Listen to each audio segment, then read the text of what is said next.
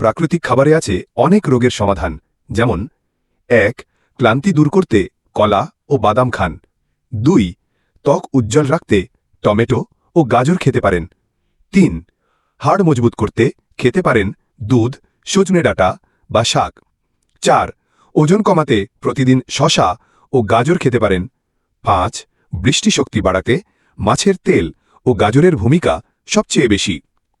৬. হৃদরোগ প্রতিরোধে রসুন ও অলিভ অয়েল অনেক কাজ করে। ৭.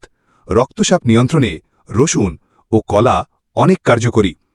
৮. পেট পরিষ্কার রাখতে আমলকি ও পেঁপে খেতে পারেন। ৯. সর্দি কাশিতে মধু, তুলসী পাতা ও আদার রস খেতে পারেন। ১০. স্কিন ভালো রাখতে নিমপাতা খান বা বেটে লাগান। ১১. ভালো ঘুমের জন্য রাতে কুমড়ো বিচি খেয়ে নিন। ১২.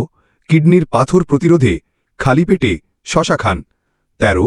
গ্যাস্ট্রিক রোধে প্রতিদিন একটি করে এলাচ খেতে পারেন।